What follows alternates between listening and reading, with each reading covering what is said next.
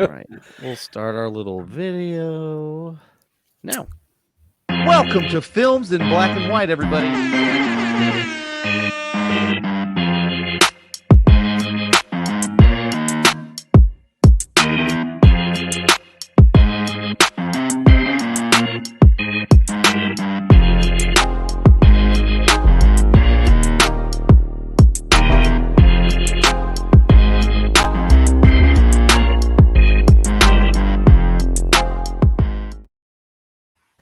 Welcome to Films in Black and White, everybody.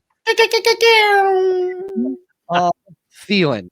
It is a fantastic Monday. We're fresh.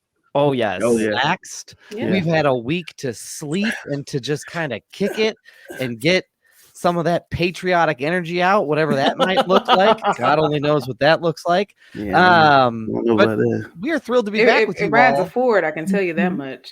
Yeah, that's absolutely. And those colors don't run. God damn it. Okay, there it is, folks. As you all, I was gonna make a love it or leave it joke, but I decided not to do that. Yeah. We are so excited you all are joining us. Shout out to the people who are in our live stream checking us out.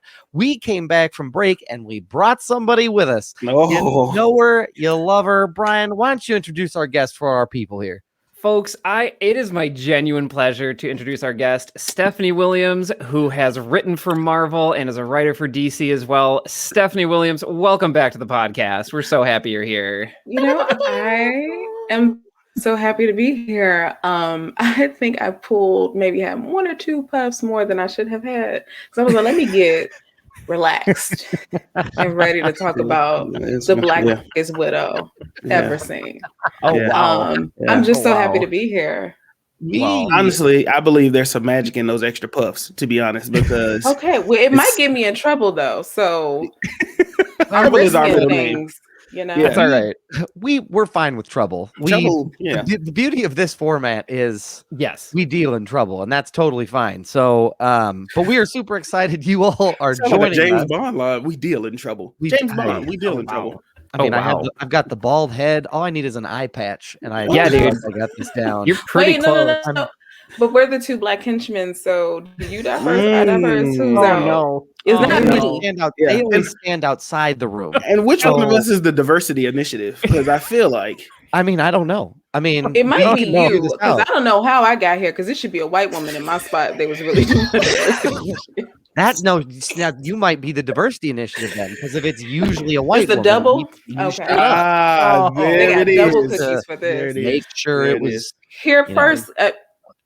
what is it? M16 diversity hires all of it. MI6. Yeah, there we go. Yeah, absolutely. Yeah. Well, I'm glad we figured that out. That was important. Thank you for joining us for 0032 Podfinger.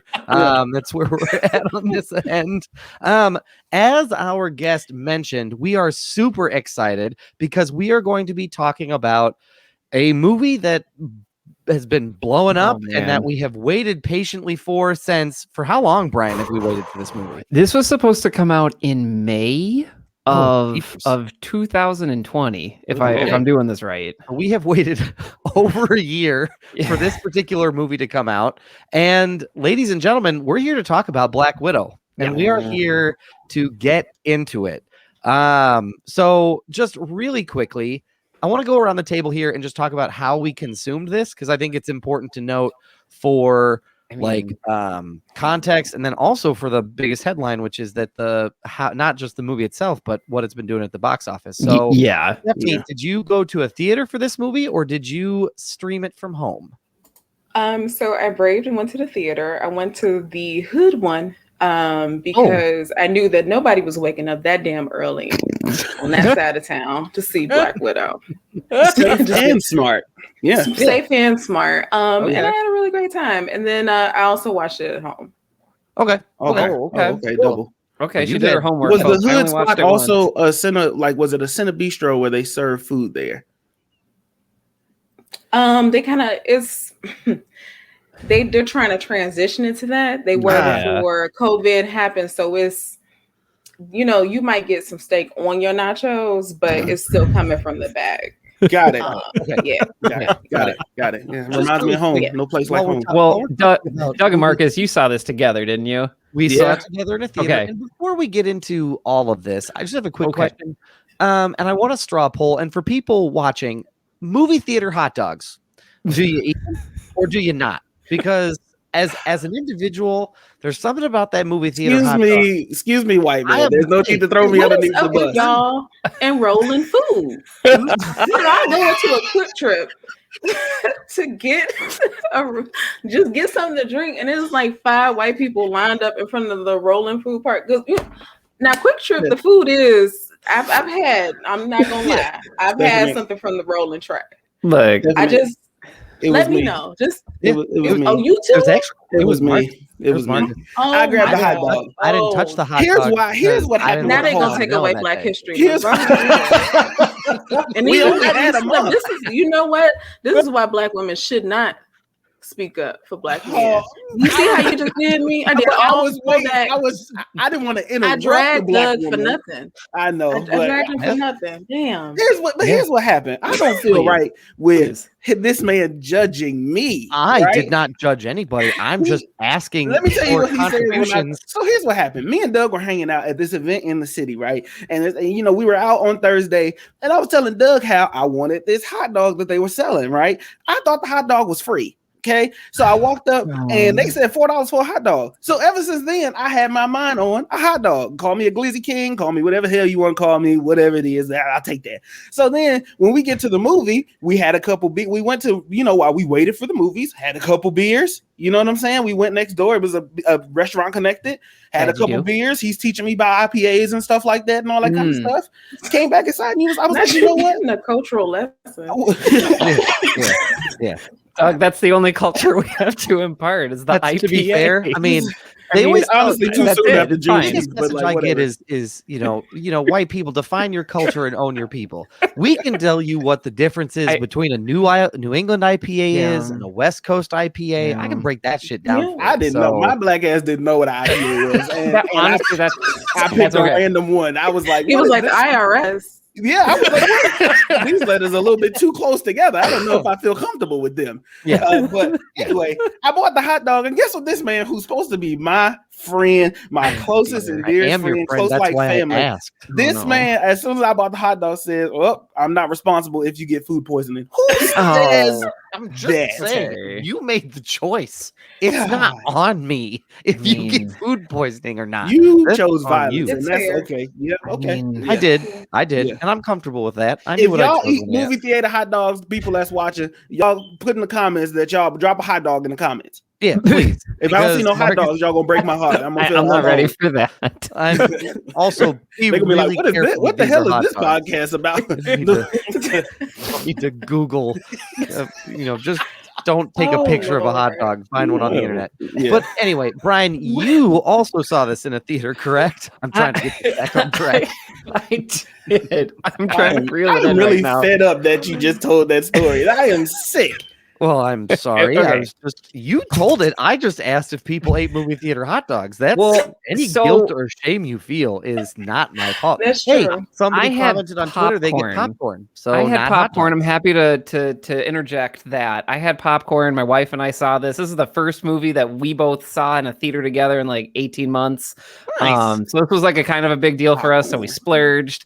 So this was her first movie back in the theater. Okay. She was kind of I see some emojis in her comments. I'm gonna leave that there. In any case, this excuse me, Squiddy 54. I don't see no hot dog. I see candy and I see popcorn. I'm not seeing no hot dog. Everybody drop the little wiener in the chat. No, it's a hot dog. Let's not get this confused to go down a rabbit hole where any of this other stuff. Combination of eggplants and the hot dog. All right, sorry, Brian. Go ahead. No, you're fine. It needed to be said in the live chat. In any case, we saw this in a theater. I saw Fast 9. That was the movie that got me back to the theater in like a long time. But Black Widow, it felt, I don't know, it kind of just felt like ScarJo was like, this is the one you should have waited for. You went to Fast 9, didn't you? I'm like, yeah, I'm sorry, ScarJo. I'm sorry. You're right. I should have gone to this. Apologizing to the turkey. You're right. I should have said Natasha. That's a good call out. I ate a little something at the theater. What did you eat? Get in the theater. I had those strawberry candies that your grandma used to give you. Yeah. Oh, you went to I had two of those. They was no, that was just in my purse. Oh, okay. So I had two of them in there. Okay, natural black woman And powers. then- You end up with those in your purse. Mhm. Yeah, I think I had some beef because that was also in my purse, and a water, 2 waters because you got to stay hydrated, also That's in true. my purse, Yep. and That's just smart.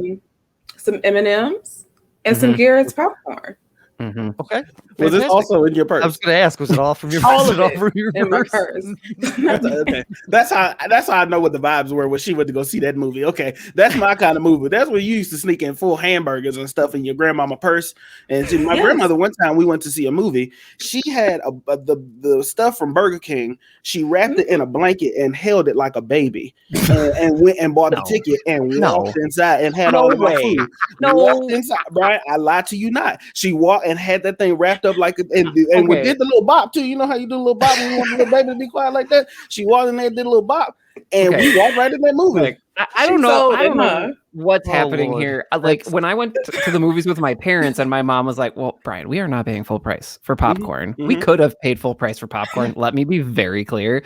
And she like put it in a plastic baggie. She like sealed that thing in the purse. And now I'm hearing of this story of just like, this is a baby. Don't ask me questions. We were doing it wrong the whole time. Who's going to ask an older black woman, is that a baby in your hands? That's true. That, you know what I mean? Like, you don't want that kind of trouble. You're just going to give the ticket. That smoke.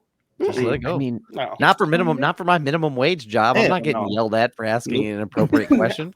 I would not. An hour. A KFC next door. Okay.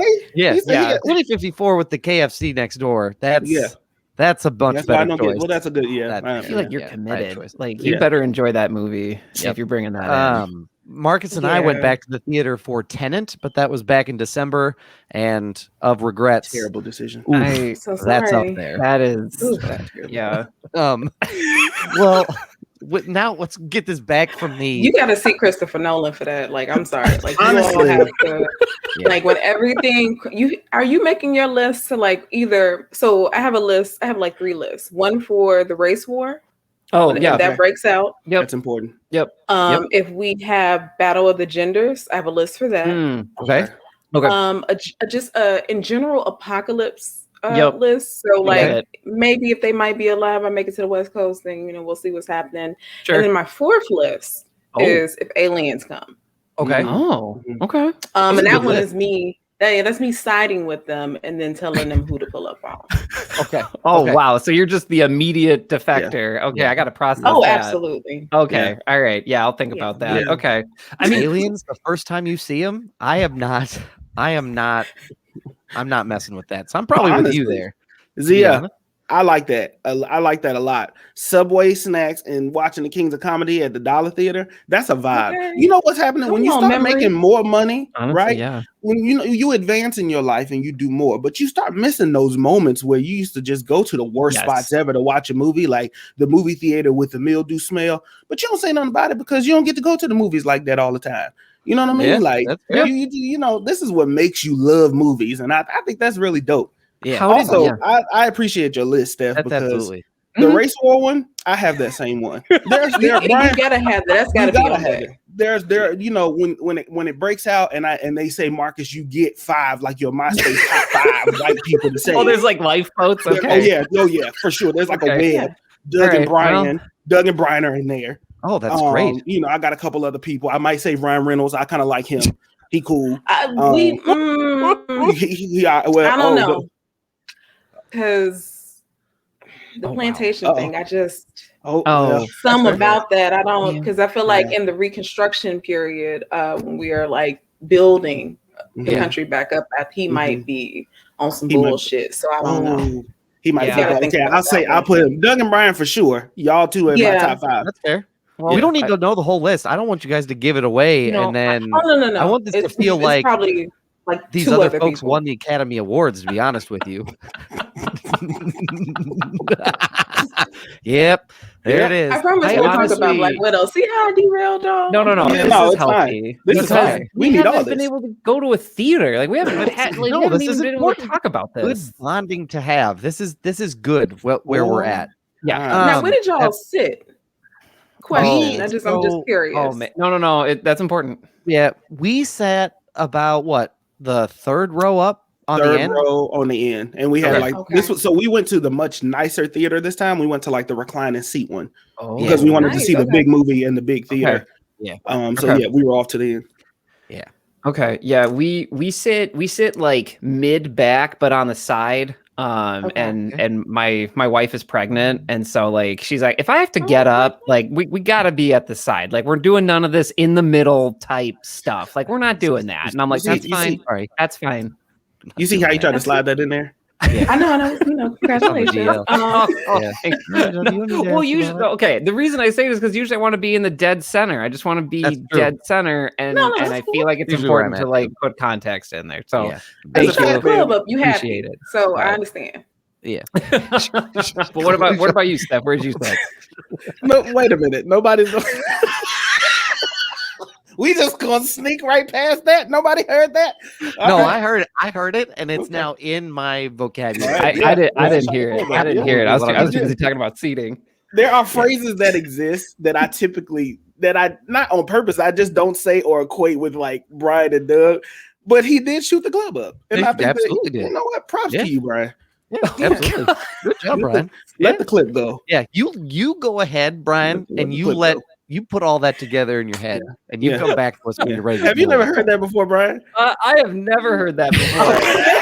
Even brand new, and this is why you should make sure to join our Patreon so you can see my face. Yeah, in the his realization. face when he finally put that together, he was like, "Oh fuck!" I just want to thank the Lord for that moment because that was a genuine. I heard it for the first time moment, and y'all got to witness it all. Did you see the dots connecting after I was like, "Wait, what did you say? What did you say? You did what? Oh God, no! That was good. That was great." Steph, where did you sit for your viewing of Black Widow? On the end, I think maybe 3 or 4 rows up, but on the end because I'm just like, if anybody coughs, quick exit. Oh, fair. Yep. Honestly, yes. Cough like a starter's pistol. Look, what I'm getting from this is we could all sit in the same spot if we all went to a theater. That's what I'm getting from this. It'll be the vibe. Yeah, absolutely. Yeah. Well, let's get into the actual movie and not everything that's Black Widow adjacent. So Black Widow came out on Friday. It has had an incredible reception. It made something like $18 million just on Thursday night. Yeah. As of right now, it has had an $80 million opening, and $60 million of that has come on Disney Plus. Internationally, it has pulled, I believe I'm reporting this from the Hollywood Reporter, and it's saying $218.8 million globally between ticket sales and Disney Plus Premier Access. And that's just total. So that would include the US as well. And we found out that one of our watchers is responsible for a great deal of this 4 times between now and Thursday, technically. So shout out to you for that viewing, which is pretty impressive. All of them things. Wow, 4 times. Marcus, would you care to give us your barber shop summary of this particular movie? Oh Lordy, am I excited for this one. Yeah. All right. So what had happened was, listen, you get this story about a white spy, and she's a Russian spy who hops in and out of the Russian accent for some reason, and I don't know how this works, but whatever. So you get the story of Natasha Romanoff. Spoiler alert, we all know how this story ends, and it ends in death. Okay, it ends in a lot of death. So it really wasn't a whole lot of big climax, a big cliffhanger. We knew she wasn't going to survive. Now, we knew she was going to survive this story, but we knew she wasn't going to survive after this story. So you get the story of Natasha Romanoff and her origin story, because when they first introduced her, they tried to make her this sex symbol, and that was all because, Josh Whedon, when he introduced that character, you know what I mean? He really over-sexualized her. So, fuck that guy, Josh Whedon, came on there, you know what I mean? And so we get this origin story, and they try to redo the whole thing. And this is a story about Natasha and her family that ain't her family. And we're not talking about adoptive kids. We're talking about parents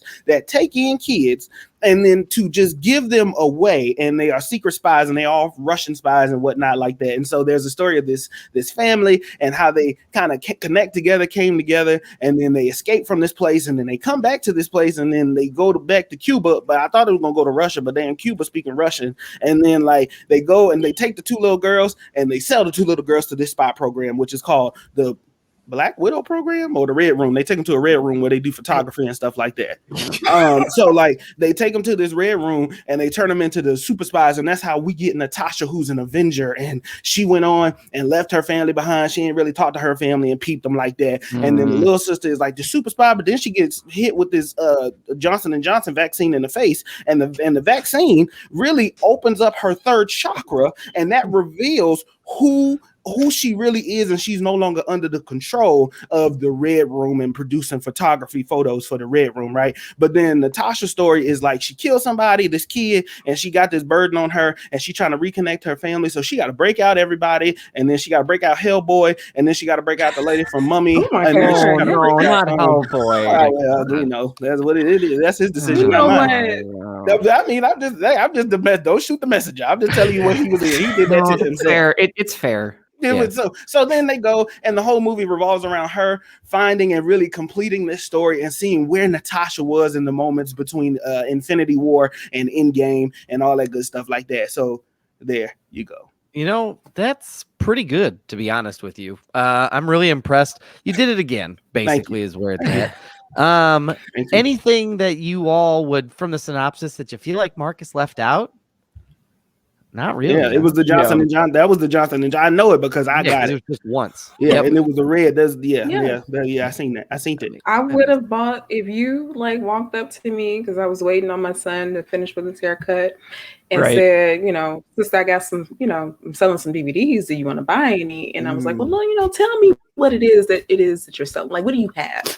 I'm like, you ever heard of this Black Widow? I'm like, no, tell me about it. I would have bought it. You know what? I would have went ahead and bought the 3 for $20. That's the gas. Oh, the 3 for $20. That's the gas. That is absolutely. That's incredible. Black Widow sound like it'll knock you out. It'll either give you the best high of your life or the worst high of your life. Like One two thing, options, no in the middle. There's no middle ground there. No middle ground.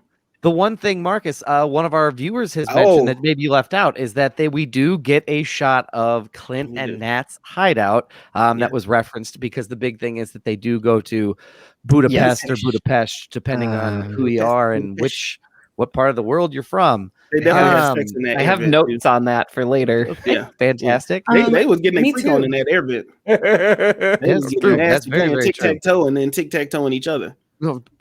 No, no one in the Marvel universe has romance more than a kiss. We have seen this. Nobody, that doesn't happen. So they're all. So what you're telling me, Brian, is that they're all Batman. They all they're strictly by the book. They don't do any of that other, stuff. That's why Captain America's so tense right now. All I'm saying is that is like the most we've seen is like, oh, they had a kid. Like Iron Man and Pepper had a kid, and you're like, okay. But the most we've ever seen is I don't know if I'm trying to see, because I would imagine that Tony probably wears a little bit of that Iron Man suit. I just know that's not a far jump. And I'm not trying to think of. I'm gonna go ahead and give this image. Like, you ever seen Baby Boy? Oh, for sure. Okay, the scene where his mama and Big Rames are in the room. Now imagine Iron Man and Pepper Potts, but Tony is using the jets from the propellers to thrusters. Yeah, okay, yeah. That's not happening. Yeah. Yep, that's it right there. That's the one. And this has been films in black and white, everybody. I'd love to work with you. That was perfect, everybody. Yeah. Yeah, no, that's absolutely what he's using it for, is additional. I mean, like, okay. All right, I'm gonna try and get this back on track.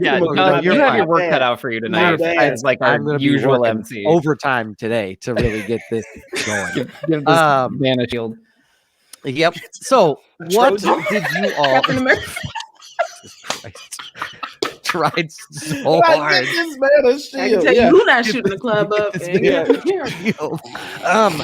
Well, okay.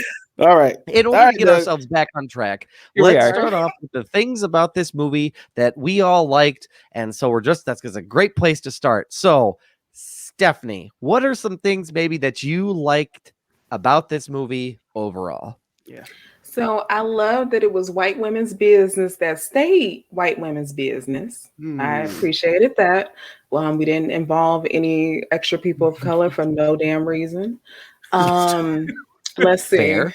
Okay. I really loved Florence Pugh Pugh. Yep. I really enjoyed her. She might need a back massage because I'm not saying she carried the entire film. She carried the entire film. But her and Rachel, the Stranger Things daddy.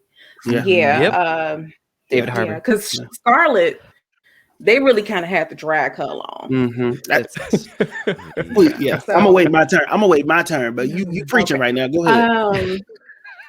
I actually, I did like that. I don't know, like they made the Red Room situation kind of touching and talking about child trafficking. That's what I thought of. Yeah.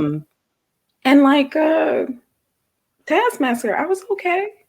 I was okay with the way that they kind of flipped that. I mean, I saw some folks talking about like he didn't. Well, if you're listening to this, you saw. No, we're doing spoilers. Like spoilers here. You probably shouldn't be here. We're gonna get into the whole movie here. Yeah, but not like real quick. Like I love the flip that where folks talking about like Taskmaster should have been like mimicking more, and I'm like, didn't have too many people to fight against, just Black Widow and Red Guardian. You wanted to see that the whole time. If you were paying attention, you would have saw him pull out the T'Challa battle stands before Red Guardian. So anyway, even Bucky's fighting style with the knife is in there pretty clearly. I could see a lot of them in there. So you had to pay attention, but it was definitely in there. Yeah, so Taskmaster did what Taskmaster was supposed to do. Yeah. And my expectations for this movie were like in the core. Okay, we need an Aaron Eckhart to go get it. So I enjoyed it. Shout out to That's Aaron fantastic. Eckhart. Yeah, He slept on. Brian, I want to kick it down to you because Marcus and I said as the credits were rolling, Marcus and I looked at each other in the theater and we went, "Ooh, Brian's gonna love this shit." So, Brian, what are some things making you like that? Yeah, I don't know why. You gotta know your friends. You know, it's true. When we knew Brian, we said it like, about Brian's 3 times. love this. Yeah, we said it. Yeah. So, Brian, what were some things that you liked about the movie? So Ohio. everything Stephanie said, I'm just gonna ditto. Like all of that stuff is spot on. I think for me though, to add in my the things that were unique to me, it's that I enjoyed that this was a little bit more insular than a lot of our other Avengers stories were. The MCU's at a point now where it's just like it, and this is cool. We wanted this as fans, but it's like it's another episode of the MCU rather than like here's Doctor Strange or here's Ant-Man. Yeah. It's usually someone else coming in, which is totally cool. It was just a nice breath of fresh air to just be like, all right, look, this is Black Widow. You know, it's after Civil War and it's before Infinity War. It's in this very tightly focused area, and that's all it's going to be. So it also managed my expectations too. It's like Doctor Strange isn't going to show up and be like, Natasha, I need you in the multiverse, or like there was none of that. I wasn't waiting for, or Mephisto or anything like that to happen. It was just a very straightforward, like,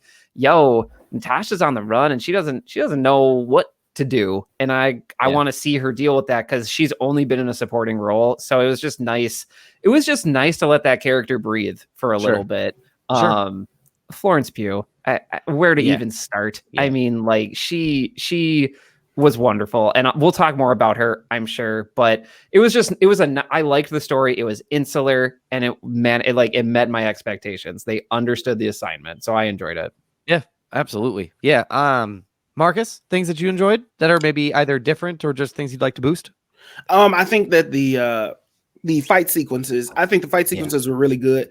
They seemed kind of aligned with the Jason Bourne. We talked about this in the theater, that they did align kind of like more like a Jason Bourne feel. And I felt like that choreography alone was good. The first fight scene between Taskmaster and Natasha on the bridge, I thought that was really done well. Like it didn't overpower. It didn't make him like OP. Yes. They didn't. Well, they did. Sorry, they didn't make Taskmaster OP, and they showed Natasha can handle her own. And it was just it was a well balance of all. Even the fight scene with her sister, I thought that was really good, and it was like a sibling fight scene, not like two people just kind of going at it. I definitely think Florence Pugh carried this movie by herself. Completely agree. Which maybe was the point. I don't know. Maybe that was whatever, but just to show that she could. So I don't know. And I also love-hate relationship with the end credit scene, but I have my personal reasons why I have a love-hate relationship with that. But I do think that the movie, it was much lighter than I thought. Okay. So it didn't really go into a whole lot of sad points or sad parts in Natasha's story. It just kind of showed family drama and how they deal with their family drama, and maybe it mean a whole lot of tears and stuff like that. So I think they handled the story fairly well with the little bit of information that they had, that they introduced previously. Yeah, for sure. And I will, and to kind of piggyback off of that, Marcus, I think one of the things this movie had going for it is it did a lot, but didn't require us to do to understand a lot. Like the entry point was like Brian said, it's between Civil War and Infinity War. That's all you really need to know. And it's Black Widow. There you go. That's all you really need to know. So I really appreciated that. And I really appreciated that there wasn't a lot of heavy lifting required in order to be able to enjoy it.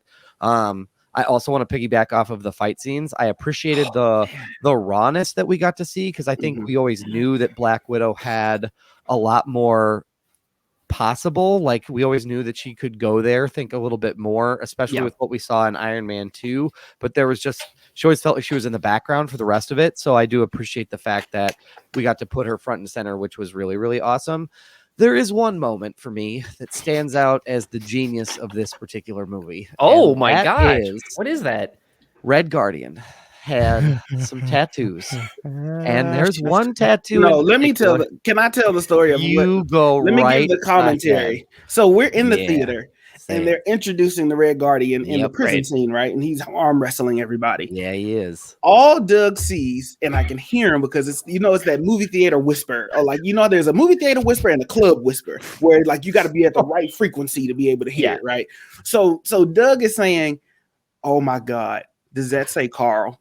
And so I'm like, okay. I'm like, what's going on? He said, please let that motherfucker say Marx. Show me his knuckles. That's all I keep hearing. Show his hand. Show me his hand. And lo and behold, the other hand, if one hand says Karl, the other one says Marx. And that made Doug's whole fucking day. I thought you were going to say that he has Natasha and Yelena tattooed on him. Nope. That's what I thought too. Like, I was not expecting that.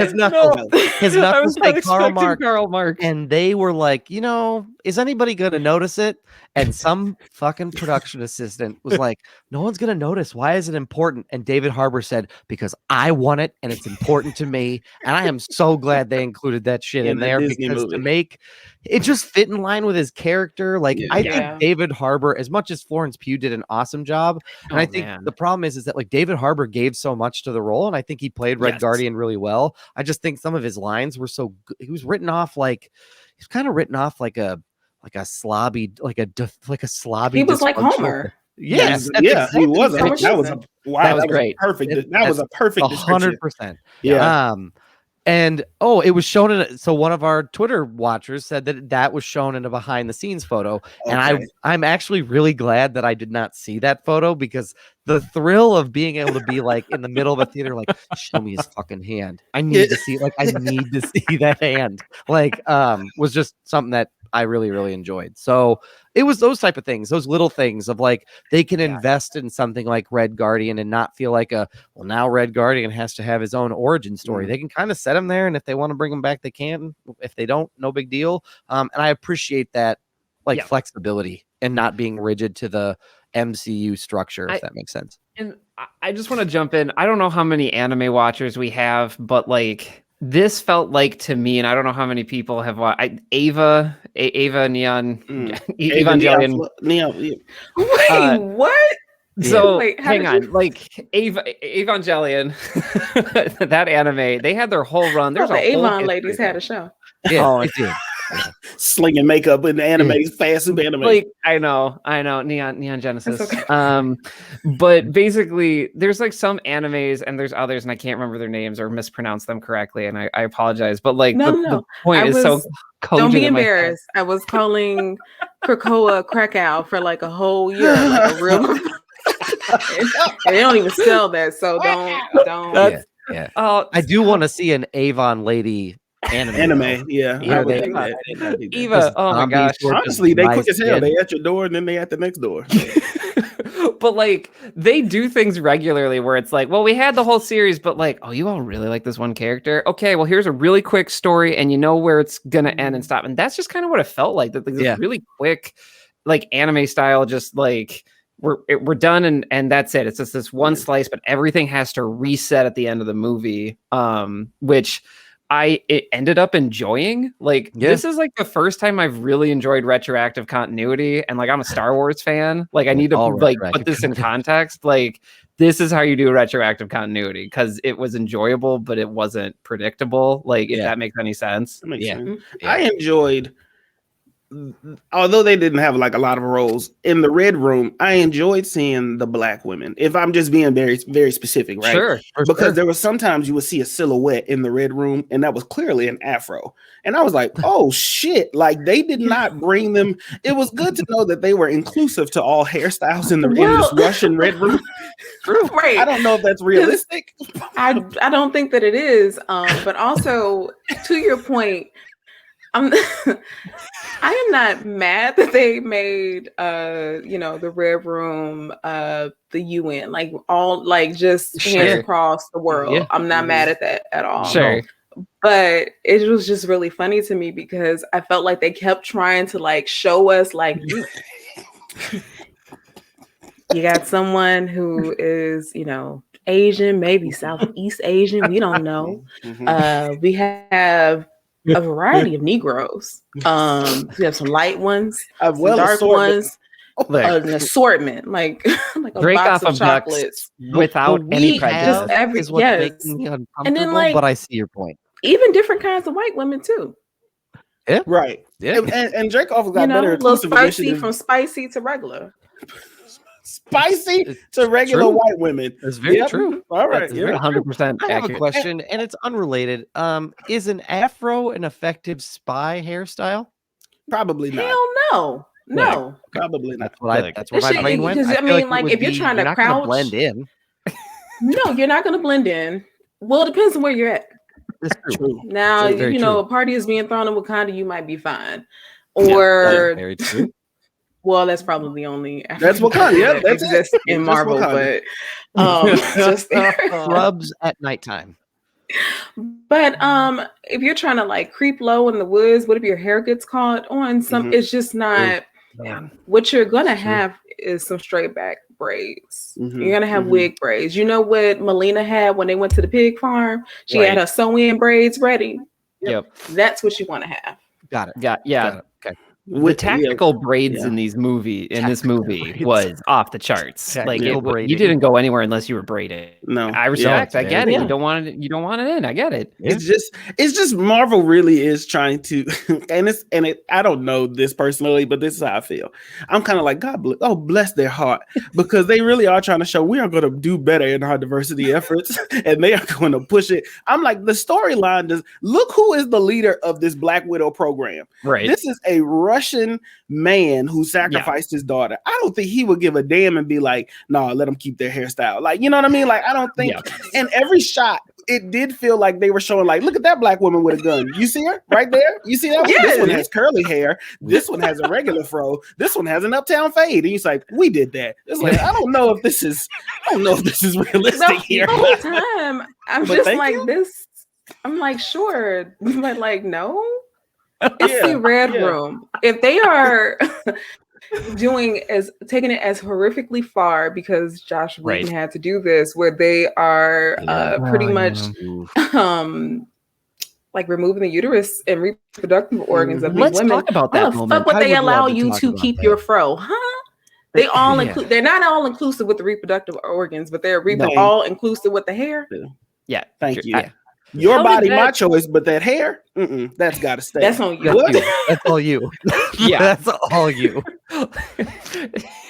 I'm imagining like an HR rep, like, but you can wear your hair however you want, you know, and like they think that's a big deal, and you're like, oh, like just deep sigh. But how did that moment land for people? Because it took me completely off guard. And if you need a reference, I mean, they're in the helicopter after they get Red Guardian, and here's Natasha and Yelena being like, "Yup, took out our reproductive organs. Yup, are we making you uncomfortable yet? Yup." So- like, how did that land for people?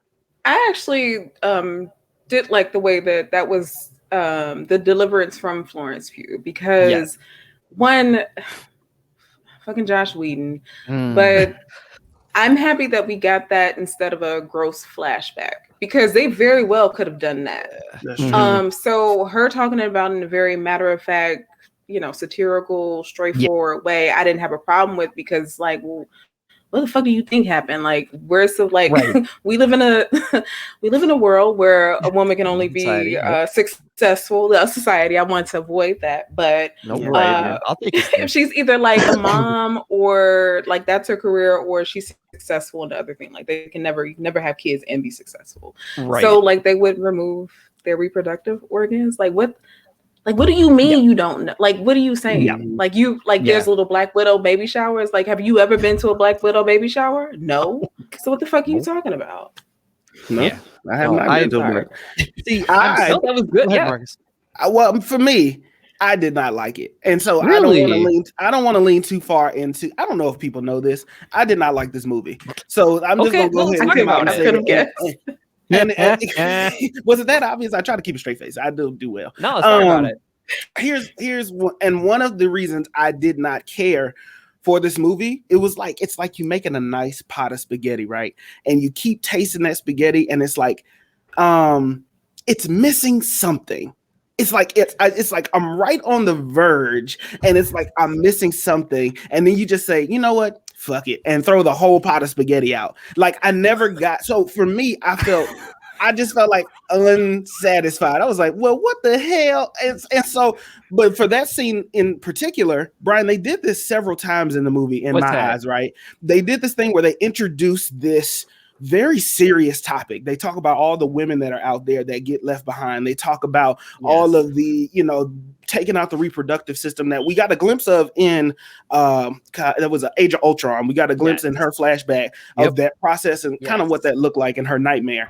Sure. For me, it was like they do this thing and they do it with the Hulk, and I fucking hate it. They made it comedic relief.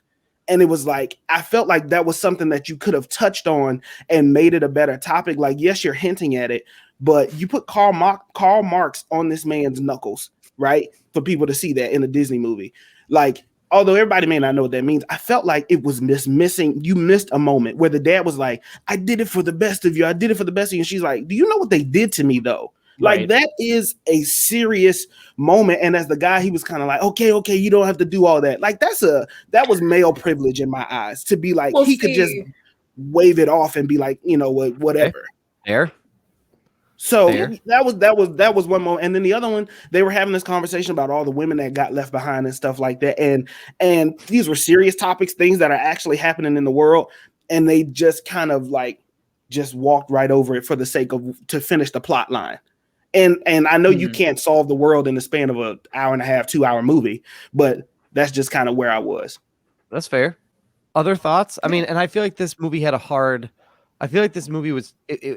kind of straddled a line, right? Because it wanted to go over the reality of being, a spy and the reality of being trafficked into a position. And especially, for those of you who know your history, what lengths the Russian government was to do to like take these kind of actions and what they were willing to do in order to do that. I mean, one of our viewers mentioned the Americans, but that's a pretty good cross section of like an undercover family that just basically it was all an act and it was all a show. And you heard a lot about this, in the late 70s and 80s and stuff like that. So I appreciate that, but there are these moments where, on one hand, appreciate the delivery. Florence Pugh like acted the hell out of it, and she delivered the line really well. And I think she delivered it where we still heard it, but there is a small part of I don't think I didn't like it to the level that Marcus didn't, but there is a moment that's like, I kind of wished it would have picked Elaine. Does that make sense? Like, I kind of wish, because then there's this on the other hand of it is towards the end, they're in the red room and he talks about young girls being the world's most naturally occurring resource. I was just like, like, I don't know what it is. You can keep the black hairstyle though. Right. But like, yuck. So I just, it's hard. So that's kind of where I'm at, but I'm curious if y'all like other thoughts about like sort of that juxtaposition there. Well, I mean, before we move on, I'm more in line with with Stephanie. I feel like it landed for me only because, for better or for worse, it feels like a direct reaction to like all the Joss Whedon stuff, for like better or worse. And to me, what it felt like was them trying to like name it and claim it and just try to own it. I guess I already said it, like trying to own it. And again, go ahead. I'm thinking if they would have had maybe, well, I don't know how they would have done that, but maybe Alexi isn't the one like reacting to that after she finished. Yeah. Maybe it's Natasha reacting or saying something after, because I feel like, because the way that she delivers it or whatever is very straightforward and direct. Yes. Yeah. So because of that, it can go either way. So if you want to be more dramatic, maybe you have Natasha say something in response versus Alexi, because Alexi's just not going to respond that way. He's a dope. Sure. He's a goofy dude. And that family, it's, to me, part of that is the family never acknowledged the movie. Their family dynamic felt a lot like just get over it. It was for the best of you, which if we getting real personal, sometimes a lot of black families are like that. Like, you just kind of have to like get over it. You get over that trauma, whatever it is. Like, we did this for the best, for the end result, not in the during, right? Which is, that's like a deeper, and not just black families, I'm sure a lot, but that's just my personal experience. It's, and not in my family, just in general, right? Yes. No. But, I read what you're saying. But it's, yeah. Thank you. Don't leave the towel on the stove. So like, it's just like, I felt like they never answered that question or directly addressed, hey, we fucked up, or there wasn't any compassion except from the mom. Obviously, the mom helped out and solved that whole thing, but they never really got an answer. Like, Natasha's like, I'm fucked up. I am messed up. And her sister's like, I too am also messed up. I too. And nobody is addressing this. Yeah, that's entirely fair. I too am fucked up. I am a mess. That's basically what Natasha's trying to do at the dinner table scene. I am a mess, and I want to do something about this. For sure. What are we gonna do? Sure. I feel like that's it's a lot. I also feel like it's a heavy. I don't know. It is heavy, and like you do have to thread this needle, which I feel like the movie does, because this is a PG-13 movie, and I am flabbergasted at the stuff that we were able to deal with. Did we get into depth of a lot of it? Not everything, for sure. But like, I was shocked that Disney was like, opening credits scene. By the way, we got an opening credit scene. I can't recall a Marvel movie that had like a traditional opening credit scene with all the names. Feel free to correct me, whoever's watching, but that's what it felt like. And then it was like, oh, like you're just starting your movie off with child trafficking. Okay, here we go. Like, so I applaud them, because I don't really know. This works for me. I know it didn't work for you, Marcus, but it worked for me, even though it was still threading all those needles. Yeah, for sure. Other thoughts? I think that was, I love that discussion. That's exactly the type of stuff I love to talk about. Are there other things maybe that you all liked before we transitioned into maybe some of the stuff that we didn't quite write? Brian, to your point, you asked if there's another one. One of our viewers believes that Guardians of the Galaxy was the last one where we had an official that would make sense. So and that would absolutely track and make sense. So I do enjoy the acting. I do think that now, I mean, yes, some of them's some of the their box acting. Now. So yes, so I do think that some of their acting did carry very well. Now, I don't know. No, I'm not gonna say that. That was gonna be bad. I can't, because that's not gonna. As a man, I wouldn't feel right about it. But I was gonna say, I don't know if she had Colin Jost on her mind, or she been hanging around him for too long, too stiff. I don't know what that was, but I feel like I was expecting the next level. Now, I've seen Scarlett Johansson act right? She can act and she yeah. cries and She can. she can do it. I know she can. This movie to me felt like, and it's going to teeter in the bad. This movie felt like they put her in scenes and she didn't have any chemistry with anybody else. But then everybody else kind of like they were all well connected. They were on the same page. They had the same sense of humor. And then you get that older sibling that you kind of just drop in there, and she's kind of like, I don't belong here. This isn't my family. That's kind of that was the vibe that I was getting. But I do think that the acting in this was great, even from Dracoff. I enjoyed that character. He fulfilled that. He played the big bad role, and I thought that was great. And so I do want to commend just the acting chops in this film. I think that was good. Scarlett Johansson was not terrible. Don't get me wrong. It just some scenes felt empty, and some scenes felt like she was performing in front of a green screen, and some scenes were good. Yeah. Sure. Here. Other things before we kind of crack into the stuff that maybe didn't quite work for us, even though Marcus is like chomping at the bit to open up his big bag of like shit that he'd like to talk about. I guess Stephanie, go ahead if you have one more thing. I have one more thing, and then we'll move on. I think I'm just maybe more so surprised that it was for the most part a very solid story. Sure. And like I just wasn't expecting that. No, I would agree. Yeah, because I mean, I feel like it was a simple enough story that I left caring a little bit more, not about the actress, but about the character of Black Widow. Yes. Because I enjoyed this movie more than I did Captain Marvel.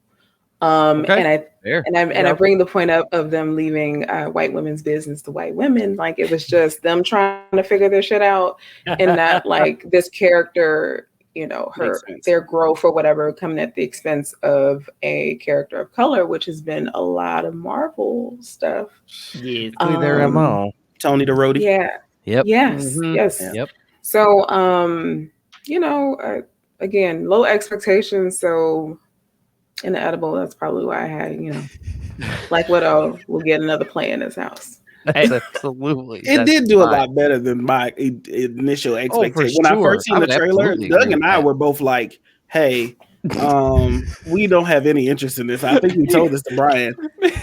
Meanwhile, I'm just like, y'all, did y'all see this trailer? I've watched and I hadn't watched any trailers because I was like, I definitely am not interested. Marcus and I are sort of like, meh, I mean, we could deal without it. Like, we don't have to see it. And Brian is like talking about it as if it's another Luke Skywalker trailer. Like, did you see this? It's guys. She is in the sky. She is flying through the sky with a shotgun.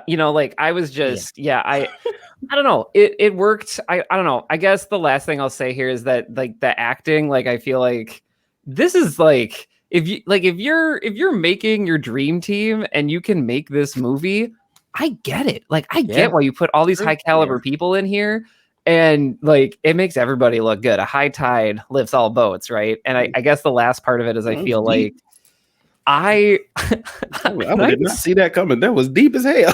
No, I mean, but seriously, Brian. You get to that farm table scene, which is the emotional crux of the movie. That was a good scene. It is my favorite scene because they're all finally just kind of being real with each other after we've had so many conversations of like, was it real? I don't know. It was real to me and I felt it, but it wasn't real. And that's messed up. All good conversations to have, but like actually having all of those intersect at the same time. And then just having like, just the emotional weight of Florence Pugh being like, y'all suck. Like, and she didn't even say that much, but it felt like it. And even Natasha, it just kind of felt like the oldest sibling being like, shut up and listen to me. And nobody's listening to them, which I enjoy. Yeah. I don't know. That all worked for me. And honestly, I wish that could have breathed a little bit more. I did not realize this movie was 2 hours plus, by the way. It did not feel that way. Didn't feel that way. No. Surprising. Well, Marcus, it looked like it felt like 3 hours for you. I'm sorry. I mean, like it is 2 hours. No, please call me out. Like, and I would have happily had another 10 minutes of that farm table scene. And it worked for me. I think that's where these types of movies like really like take their stride. And I said one more thing. Honestly, last thing though was that I didn't really see coming like Natasha just going full berserk mode and slamming her head on the table. I That thought shocked that was me. And I was like, this makes sense, but like, you're kind of scaring me, Natasha. Mhm. And I'm still processing how I felt about that, but it was rad as hell Yeah, it at was the pretty moment dope. it happened, because it was like, okay, this is almost a metaphor for the movie of like, I want this Black Widow movie. I'm willing to break my face on this table to make this movie happen. Yeah. And that's like all I could think about. So Yeah. that's all. That was Brian, entertaining to me, and it took me off guard. I do think that scene, that was the best scene. That whole interaction between Black Widow and Dreykov, I thought was great because as soon as they take off the mask thing, right, which they hinted at when she was trying to put the gun away, they take the mask off, and it was really Natasha in her classic black and gold Black Widow attire from the comic book. I don't know if a lot of people noticed that, but that was one of my favorite moments, was seeing her in that traditional Black Widow, or the thing we're most familiar with in the comic books. But that whole scene with her trying to get Dreykov to break her nose, and kind of the flashback into the mom giving her all that. Now that's kind of where I felt the 2-hour mark. That's kind of personally is where I felt it, when they kept flashbacking and was like, "Oh, you thought she didn't give all the information, huh? Gotcha, motherfucker!" And like bring it right back. And I was like, "Oh my god! Like, oh, this is too many flashbacks. Like, give it all in one boost." More than Fast 9. Okay, sorry. Like, listen, sorry, keep going. That film, anyway, I don't even remember that movie. I've seen it.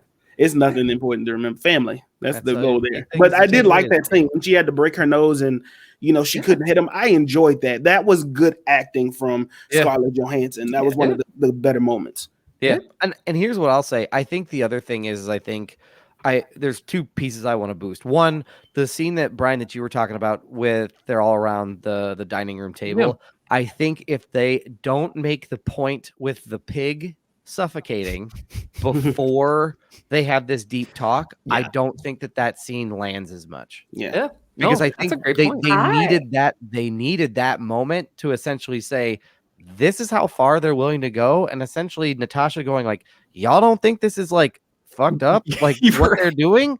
And what I appreciate about Yelena is no, it's not fucked up what they're doing.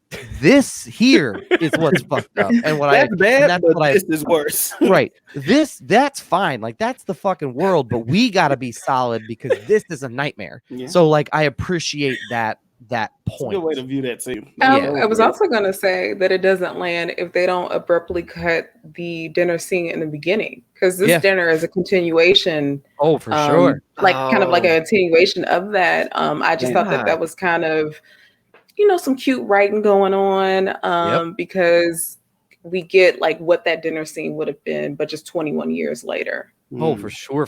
Which it hits a lot harder when everybody's a lot more vocal about their experiences and their beliefs. Well, when the girls have agency to talk about what their experience is. Mm-hmm. Right. Like, they didn't have agency at that age to tell their parents, I think this is, or their parents in quotes, but like they didn't have agency to talk to their parents like, this is bullshit and we don't like what's happening. But now that they're adults, they can say like, that's messed up. And I appreciate, that being able and being empowered to make that statement.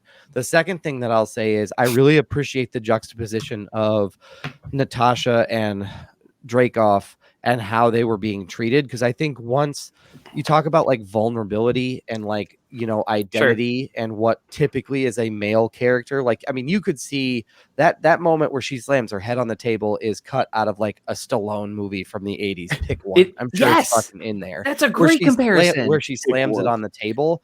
But what I appreciate is like the hyper masculine person in Dreykov, you see once though, like he's put in a place of vulnerability, you see his weakness of how insecure and how fragile he is. Yeah. That he has to be protected by an army of people to be escorted out because he can't fight his own battles. Yeah. I think there's an interesting statement there that it's hard to pick up on, but I appreciated in that moment in the subsequent portions of that scene. So thought that was really cool. They was beating the dog shit out of Natasha when them Black Widows came in that room. Oh man, that was my favorite. They jumped I have a video edit. Marcus in the theater, he goes, "Can Disney do this?" Like they were beating the like an old blood movie. Like this Kevin Feige watching the dailies, like, "Yep, kick her more." Yep, because that sliding kick that another African American did, she had the little bun.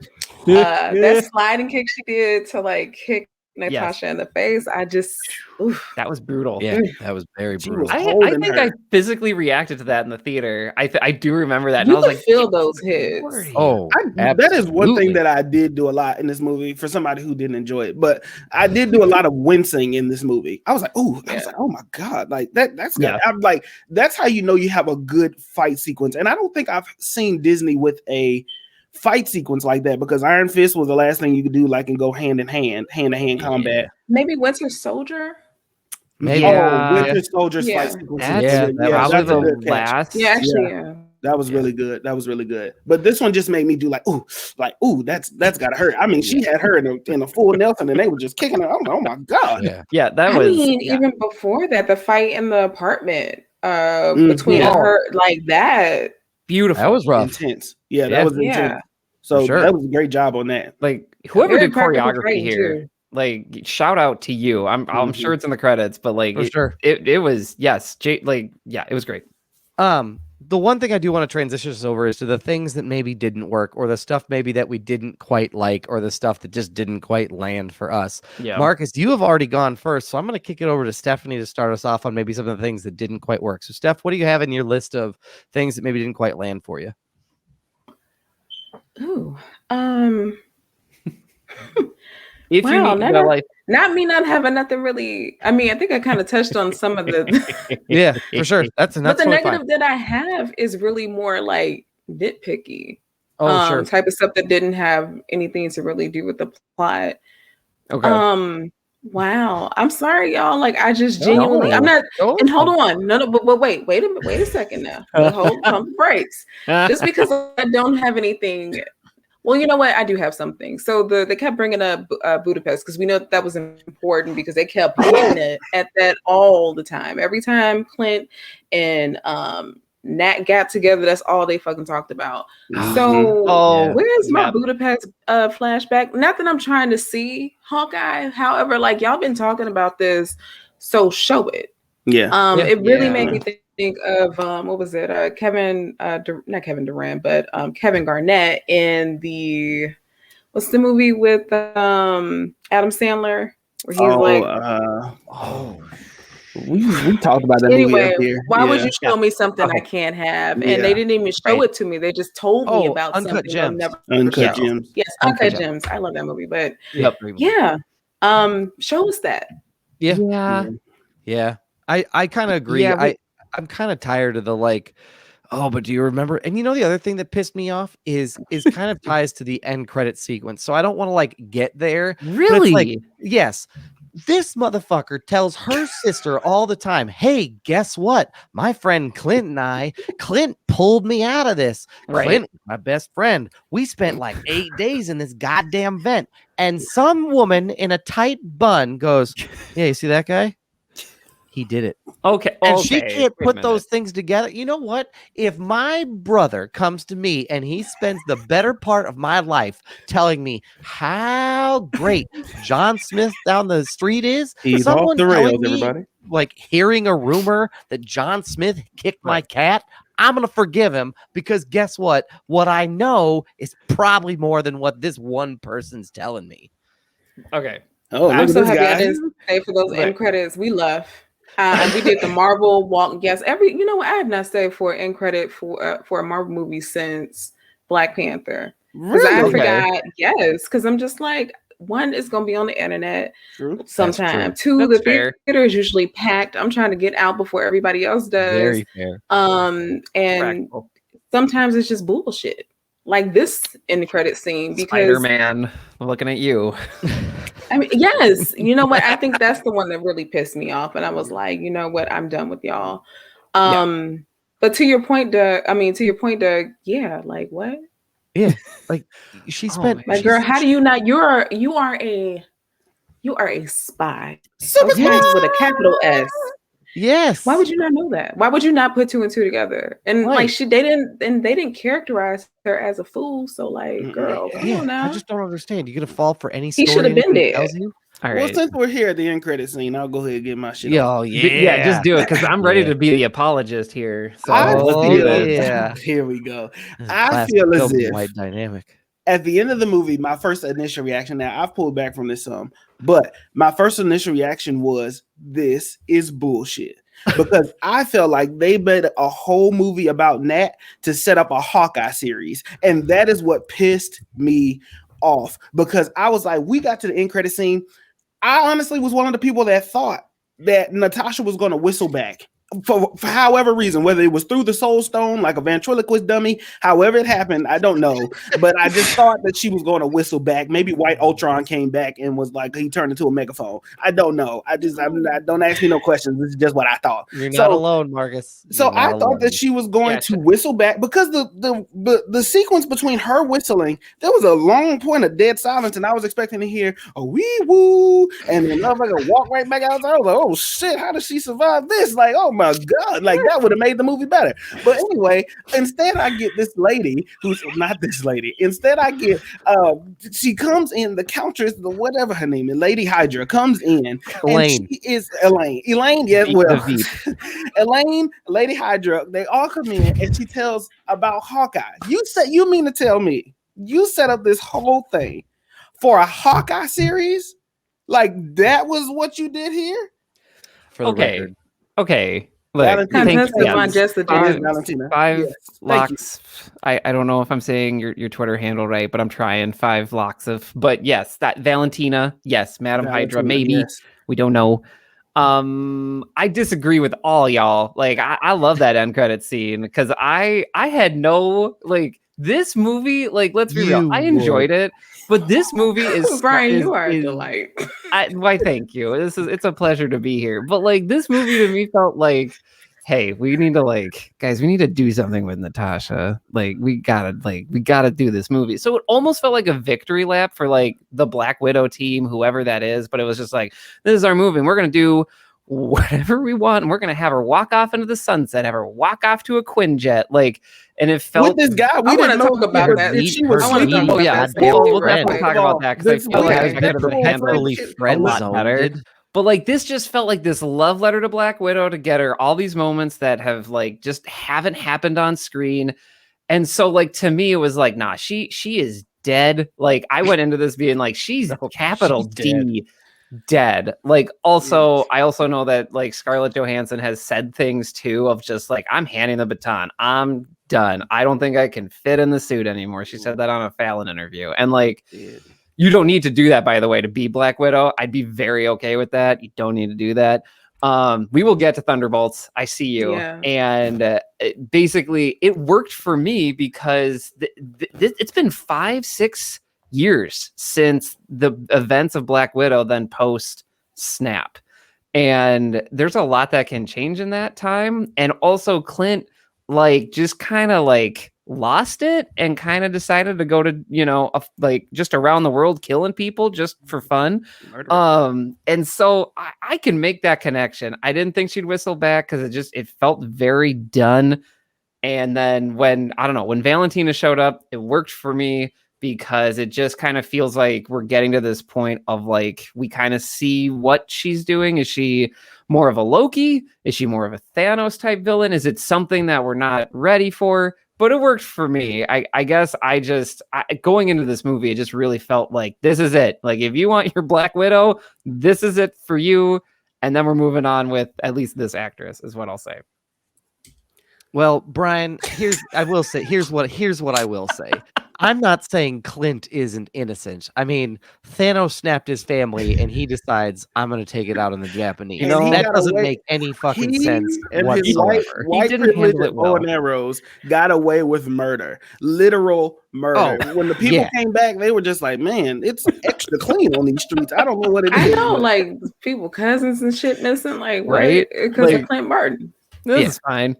And what if everybody strapped like Hawkeye? Like I'm not saying he's innocent in this. I'm just saying. Can you imagine getting murked by a man named Clint? Yeah. Like, thank you. No. You pull up on me with a bow and arrow, I might laugh first. I'm sorry, because That's fair. If it's Clint or just in anybody. general, if I see somebody do this, like where they about to kill me, I deserve to die because I'm spending my last couple moments laughing. Yeah. I'm like, damn, that's a bow and arrow, Robin Hood. You just about to take me out of here? Yeah. I mean, I expect someone named Clint to give me my like drugs at a pharmacy, not to be the person responsible for taking me out. Well, Clint Barton, Thanks, the Clint. pharmacist. See you next Tuesday. Like, Clint Barton, the well, pharmacist. it felt like to me they were setting up Yelena more than the Hawkeye series, but I get the frustration. I get it, and it also, I mean, should we crack open the Thunderbolts, Marcus? Brian, I think is a great time to crack open the Thunderbolts. I mean, Marcus has been beating this drum for a while, so I feel like he needs to. Yep, Or Marcus Dark Avengers. Dark Avengers. Avengers. Marcus has been outing the flag of Dark Avengers for quite some time now. So, for you all, who wants to give some context on who these teams are? Anybody want to take a crack at this? Well, I mean, loosely, Dark Avengers are literally how Brian put it in the chat, the mirror version of the Avengers, right? That's true. And depending on what you read, the Dark Avengers or the Thunderbolts team. The Thunderbolts team is ran by Ross when he kind of turns into Red Hulk at some point, which I feel like they were kind of hinting at in this movie when she says, Ross, you had like 3 bypass surgeries or something like that. And he has a cane. They're purposely making him look sick in order to, I feel like, prep up the Red Hulk, which is kind of like the birth of the Thunderbolts team, which I think is what they're putting together with U.S. Agent and Yelena and Ross. That's what that's going to look like. But essentially, like, these teams, they do the things that the Avengers wouldn't. They go a little bit of the darker route, and they're put together by various people, because at one point it was Norman Osborn, at one point it was Ross. I think they kind of cross. Anybody can fill in, step in here if they feel like I'm missing anything, though. No, that's the general vibe. It's good. Yeah, that's pretty good. Yeah, I mean, I think the one thing that's really interesting, just kind of thinking, and now we can kind of maybe get to the speculation side of this particular movie about what happens next. That was all that we didn't like in this damn movie. Was there anything else? No. We need to go back to Budapest, because Brian, the dialogue, take us back to Budapest before we go forward. The dialogue in Avengers, it's weird now. Like, and I just need to say this out loud. So in Avengers, and I'm going to paraphrase, but basically it's like, hey, Clint, Cap's giving out orders, and it's the rally moment. And he's like, Clint, can you hold off that over there? And he's like, yeah, sure. And Natasha's like, yeah, just like Budapest. And now you hear it and you're like, so you're gonna go over to a building and like kill a child in there? Like, what are you doing? And like, now it's just kind of like it like, and I don't think it was on purpose. I don't think anyone set out to do this, but like, you go back to that dialogue now, and now like that line from Clint is like, what are you talking about, Nat? Yeah. Like, that was dark. Like, what are you doing? 4-year-old aliens out here, Clint.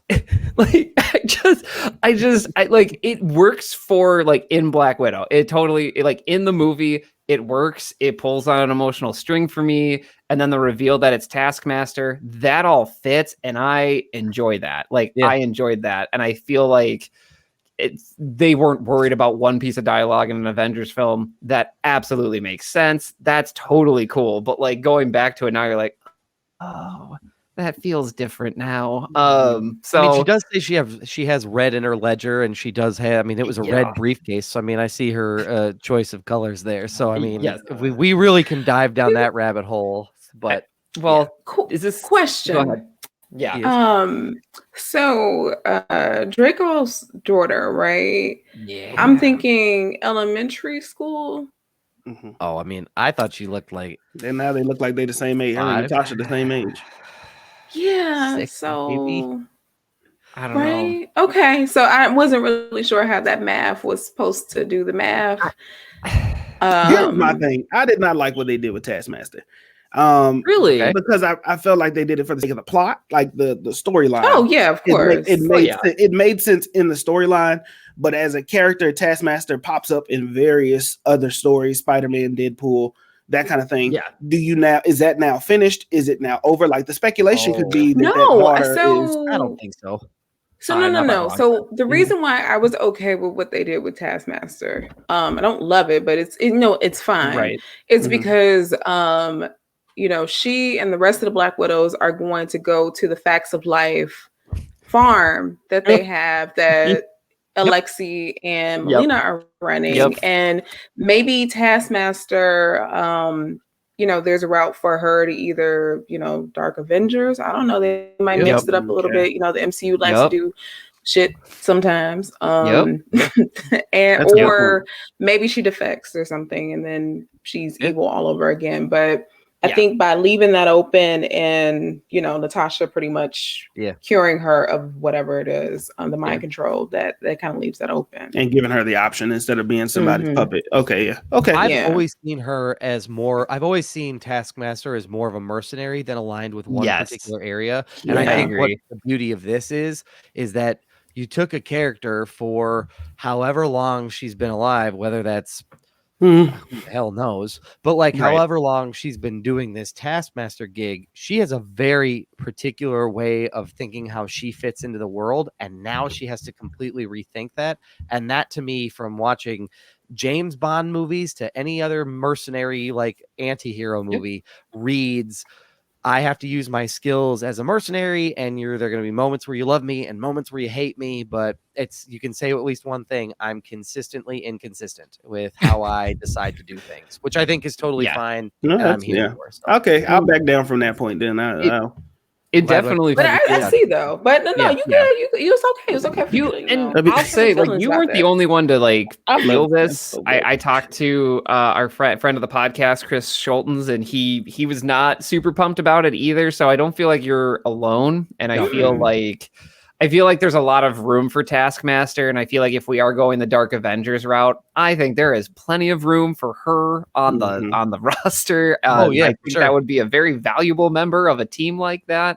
So I definitely understand for people who wanted to see more Taskmaster. I guess for me, my expectations for Taskmaster were pretty. I did not expect to see a lot of Taskmaster based on the previews. That's just me.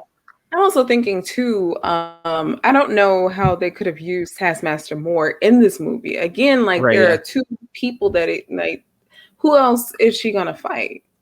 Yeah. Well, Yelena, okay. All their fighting styles are so similar like that. Now, in an Avengers movie, if Taskmaster had been underutilized, and that would have made no damn sense. No, not at all. But they set her power level at 10 in the first act of the movie. Yeah. They kind of painted into Natasha a corner. Should have been dead. She should, right? Yeah. I did like. For people that feels like they didn't see enough Taskmaster, I thought that he mimicked. I'm so used to the character. I like the fact that Taskmaster mimicked a lot of people. To me, I felt like I was picking out the scenes where, okay, that's a Cap move. Okay, that's a Natasha move. Okay, that's a rest in peace, Chadwick Boseman. That's a Black Panther move. I was seeing that periodically, and I was like, you know what? I like this. I enjoy this. They didn't make it like it was a weird thing. It kind of makes sense that he can mimic people. Now, what Doug was telling me about the character was that that he has photogenic memory or photo something in the comic. Photographic, I would have liked to see that more, but obviously this movie is not about Taskmaster. This movie's not about Taskmaster. No, I like this version of it, and I think the other thing that you can bring him back in. I mean, you could bring him back in you could bring the character back in Moon Knight if you wanted to. Oh, for sure. That's not an issue at all. Oh yeah. There's tons of places you could put this that makes sense, or it could just be kind of like one of those you throw it back in a later movie, and they're bringing them into the raft or whatever. There's other things that you can do with this where they don't necessarily have to be in one place, which is fine. So maybe we do see, because in Captain America the comic, when John Walker is practicing to become the new Captain America or whatever, the Taskmaster is the one that teaches him how to use the shield. So there's an opportunity. No, I mean, he's not going to be Captain America anymore. He blew that shit. But maybe as U.S. agent, he gets they get some bootleg vibranium or maybe some adamantium or something like that, make a shield 100%. Out of that. And then I don't know, something. But I'm still mad at that series. Because John Walker can't fight. So no, he cannot. So he needs to learn. He's going to just make another Home Depot shield, and Taskmaster's going to look at it and be like, why would you even take that into a fight? I don't even know, the audacity of that shit. What is wrong with you? First of all, on you. Oh my gosh, my hate for John Walker knows no bounds. I absolutely detest him. You know what equals up to vibranium? Home Depot metal. That'll do it. Yeah. A couple of 2x4s and some metal down old like recognition America. medals, and I got it. Yep. Like, no, that's no. Yeah. Honey, where are you going tonight? I'm making a. Don't come in the garage. Bye. you know. Yeah.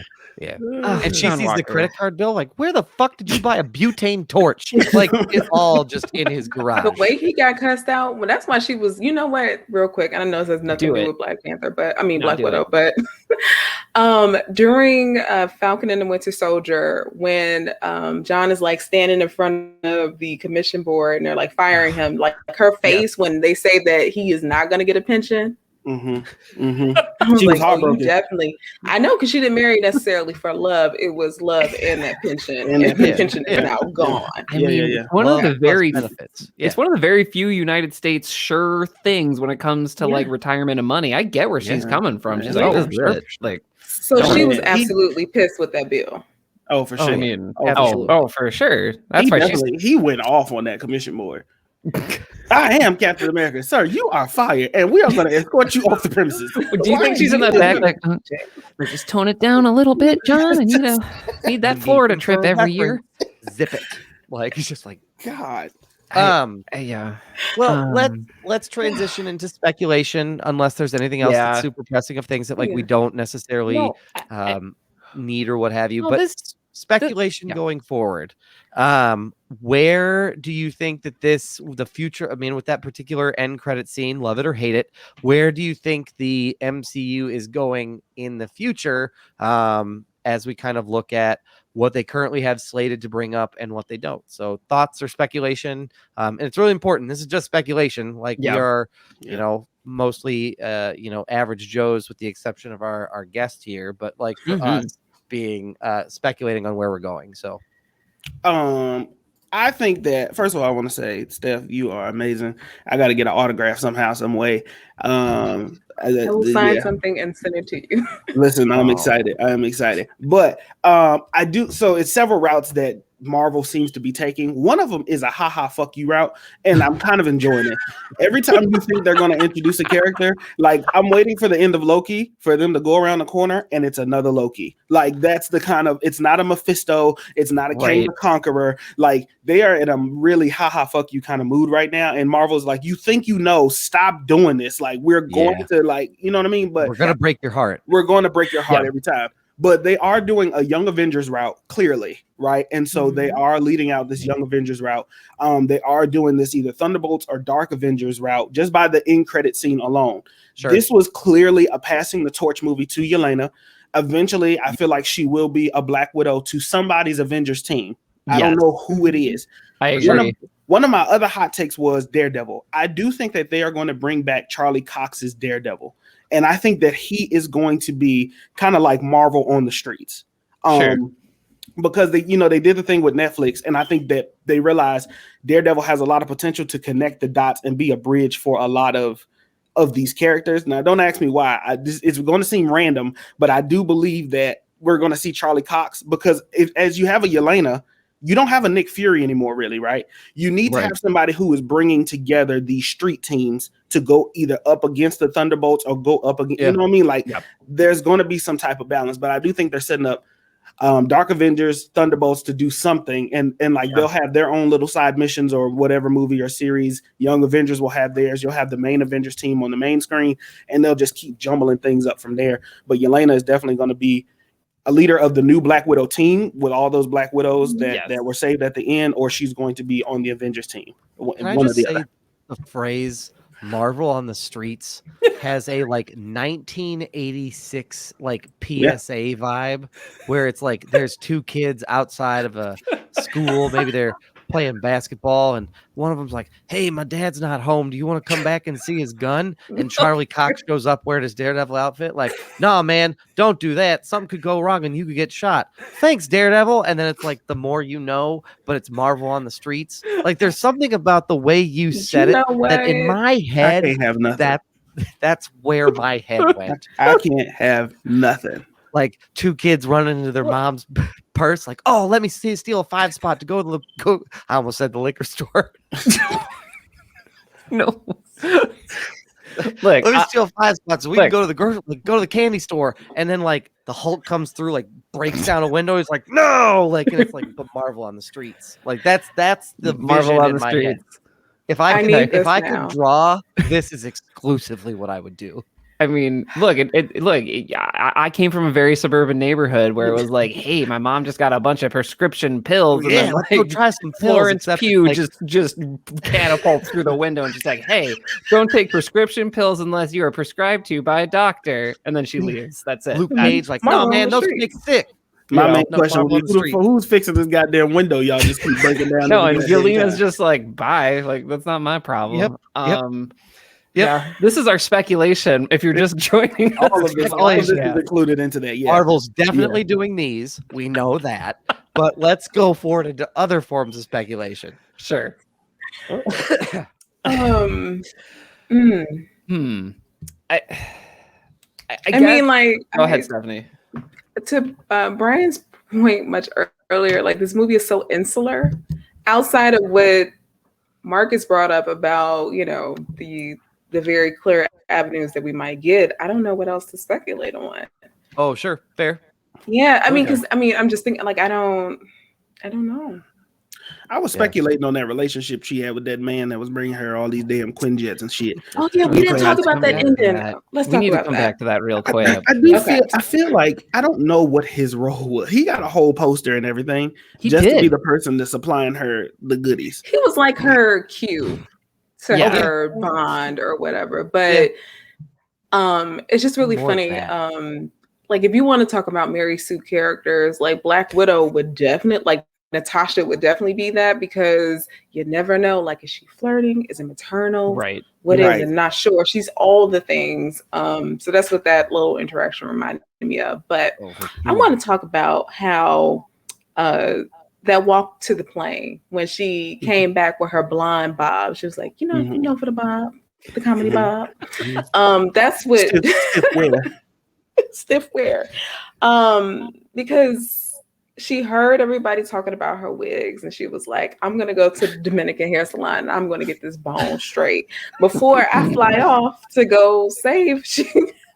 And also the way that she was walking, like she had just got a fresh BBL, right? Yeah. Because Scarlett Johansson was walking like her ass was heavy. Like she was carrying bricks. On her way to that plane. She knew this movie was about to make all that money it was about to make, and she started switching hard. She was switching hard she was switching. She was switching harder than I would. I would get saved every Sunday. On down to.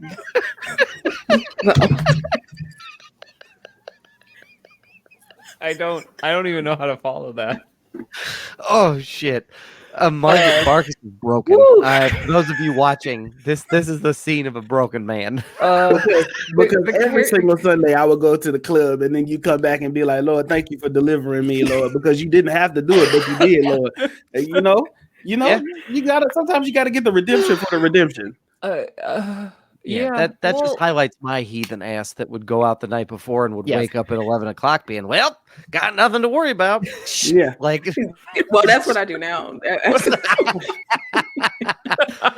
Me holding a can as I walk my house. I thought you were dancing. Sorry. And then what's funny about also like that last scene, because there is so much focus, because you know, the other Black Widow appearances and stuff, there was a lot of male gazy type of shots and stuff of her. So many. And it's just funny, like they saved that for the end. I don't know if that was a little weak, because there's no way for me there was no way to not look at her butt that whole time, because it was it was heavy. It was right there. And I didn't know. It was heavy. I don't know. Like, this has a woman director. This had a lot of input from Scarlett Johansson, reportedly. Oh yeah, no. I would have wrote that into there. Like, we didn't give the mask all movie. Let's give it to him at the end. These goddamn plots to have us not look at it. They were waking you up, Marcus, at the end, because you were halfway asleep. But you woke up at the end. Didn't you? Woke up a little bit. He woke up a little bit, didn't he, Doug?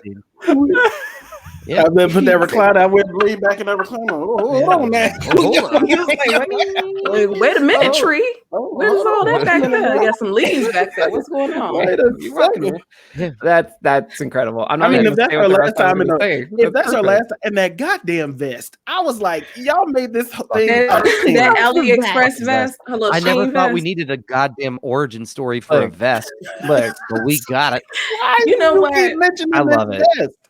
I'm not mad at that. In fact, No, I I would mean- do a whole 2-page comic on this fucking vest from the point that it was sewn together to Yelena ordering that shit to Yes.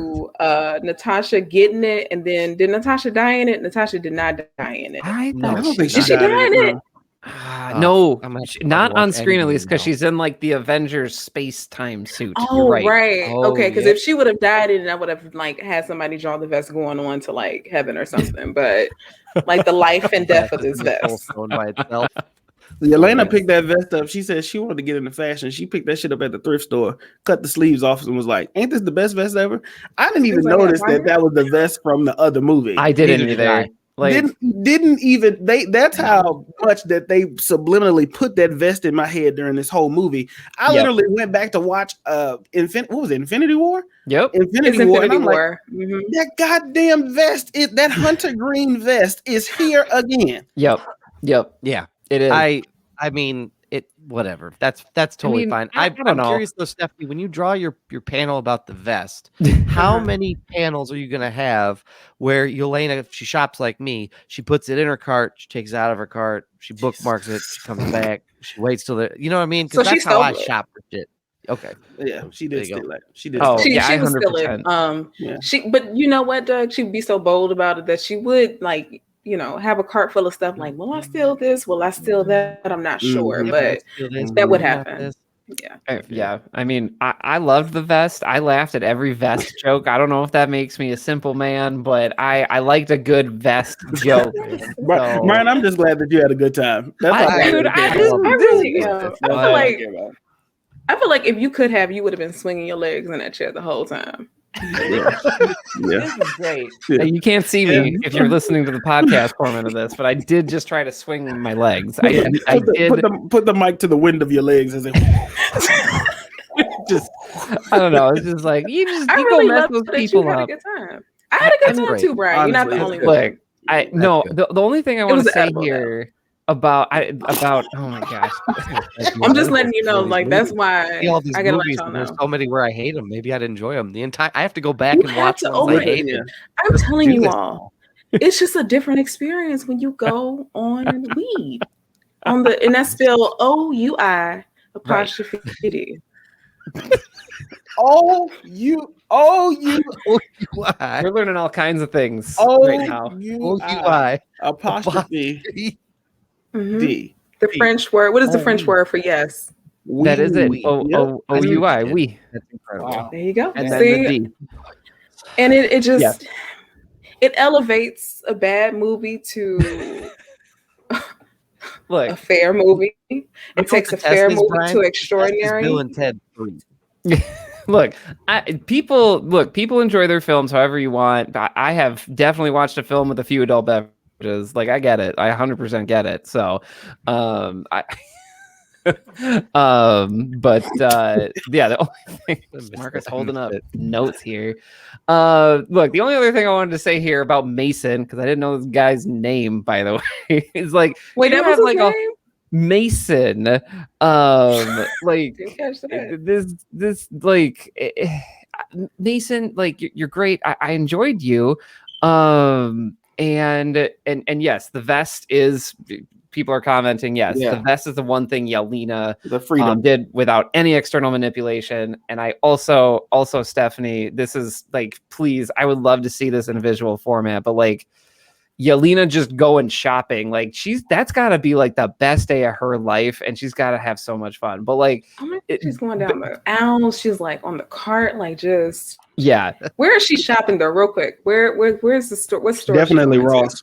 Ross is the one that blew Ross her shop. mind, right? Yeah. Because You're right. Ross, she's seeing stuff that she's seeing the markdown prices, and that's the thing that's fucking her up. Because the shoes originally cost that vest was $69.99. at Nordstrom's. The vest here is only $15.99 at Ross.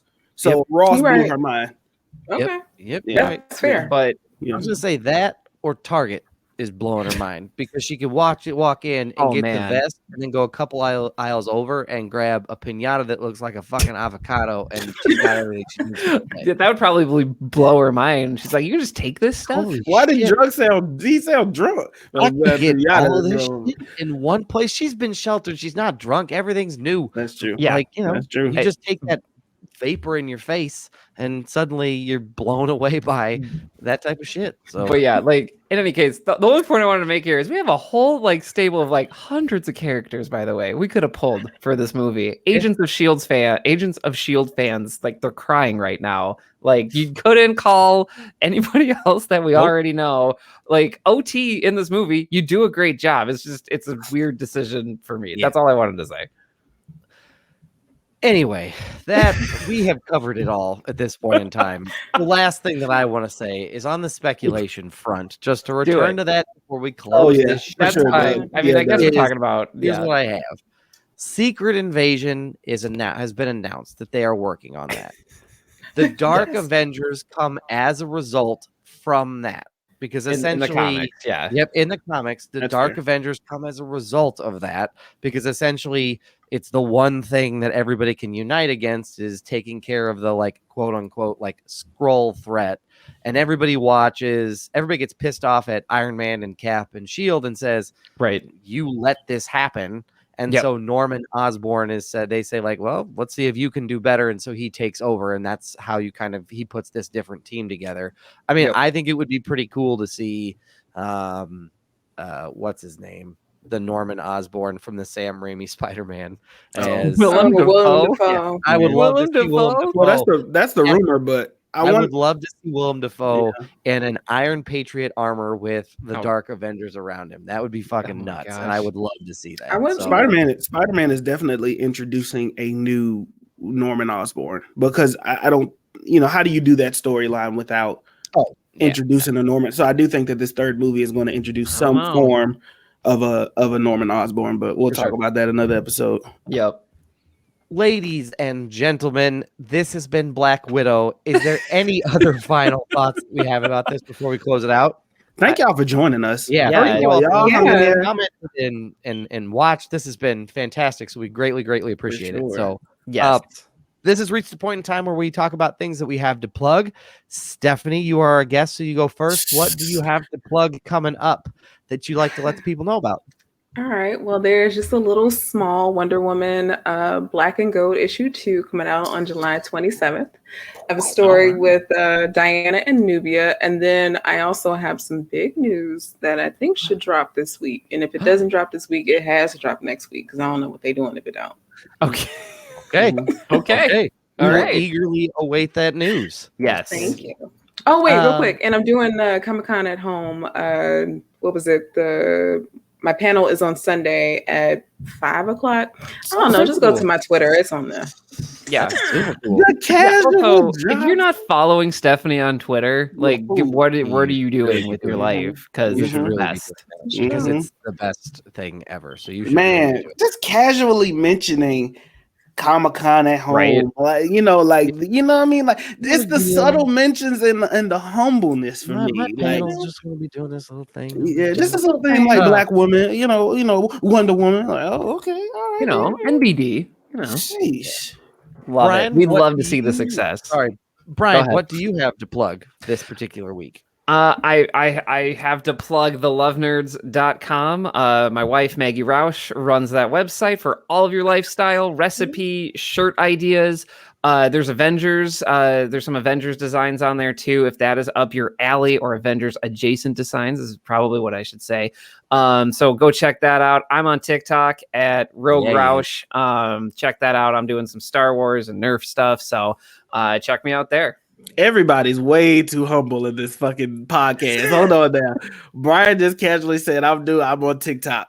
Brian, how many followers you got, Brian? Oh, okay. Like it's like 2,000 plus. It's that, which is it's more than I expected. And I'm just going to be talking about Star Wars with people. That's honestly it. And it struck a chord with some folks. TikTok was so made for they were. Brian. If you think Yeah. those Yes. little like those kids with their like dances and stuff, like they're good at it, but Brian has this fucking apps He's got format. that thing down to a science. God damn it. Well, thank you. One, Marcus J. Destin. Marcus, what do you have to tell everybody about? Yes.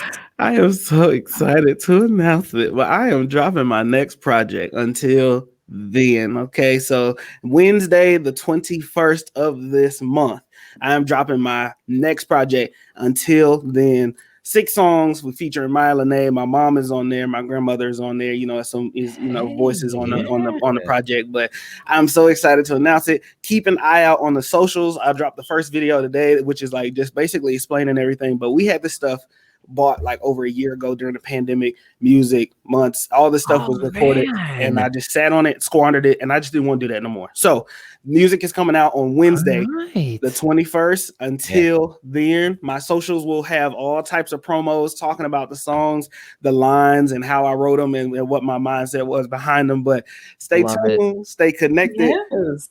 You know what I mean? By the time you hear this, it'll be next week. So on Wednesday. Yes. So Love in a week now, but and the Noah store is opening. So this right here is new Noah merch. Okay, personally designed by us. The Noah store is going to be opening very soon. So stay posted with that too. Absolutely. So super cool. The only thing that I have to plug is this podcast. So if you enjoyed watching today, definitely, subscribe wherever you get your podcasts. Check out our Patreon. We kind of redid some of our tier stuff to make it a little bit more conducive and to feature this platform of doing the live stream, which we love doing. So check that out. Doing Space Jam next week. So surprise, we're going to talk. We're going to watch Space Jam. I've seen that already. Okay. Pleasantly surprised. I'll put it that way. Okay. Well, now we get to see confirm that was a flex. Oh my god. Yeah. We're just hanging out with cool people, folks. Yeah. We're going to talk about Space Jam. So check us out. This episode will drop wherever you get your podcasts on Friday, but show us the love over on our Patreon page, patreon.com/films in black and white. Gentlemen, we've taken a week off, and we need to make sure that the message remains clear about the 3-step process, because I don't want us to get lazy. We took a week off and we need to come back hard with it. So Brian, will you let everybody know what that first key to success is? I want y'all to read a book, please. We're in the middle of summer. It's July, and now is the time. Don't let it get to like end of August and you're like, that was it. That was summer. I should have read that book. Yeah. Do it now. Dune is coming out in October. And so I'm going to appeal to the people who just love saying, well, I read the book. This is your time. Like, do it now. If you want to say that, like, now's your time, my man. Very true. My person. Like, now is the time, because you're not going to have a lot of time left. Like, it's a 600-page book. It takes a while. Like, now is the time. So read a book. Fantastic. Brian, you just earned yourself a meme where you're Denzel Washington in Training Day saying, my man. I just want to understand. Marcus, what is the second key to success for our listeners? You gotta drink some water.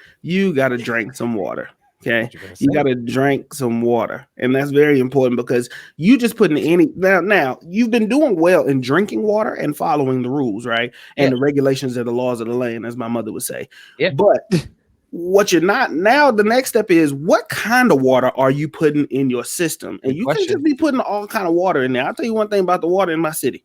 I love my city, but it tastes like rocks. Okay. And you got to go and invest in yourself. You got to go drink some Voss water. Go get the one with the nice glass, not the plastic. Yeah. Go and get the Fiji water. You know what I mean? It could just be sink water in a nice bottle, but that ain't important right now. Go and invest in your health. Go put the right water in your body. Absolutely. That's very important. Not white water. Don't do that. Don't put the right water. Water's for everybody. So if someone's telling you there's white water and non-white water. They did do that. They did. But if they're doing it now, you run. Yeah. Don't run. You might need to scrap them. Fight them head on. I ain't gonna hold you. They still telling you that this is white water only. That's a problem.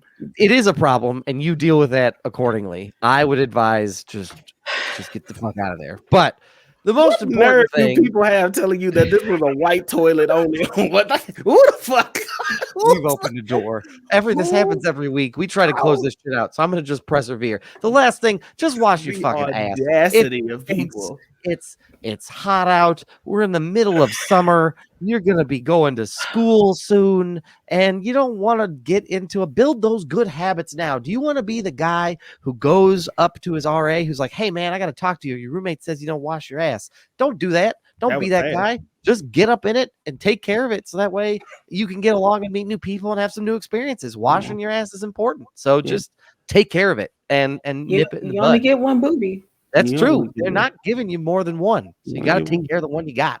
Yeah. So that has been our show this week. We thank everybody for participating. We want to shed love on our guests for coming back and being with us again. We love having Stephanie here on the program.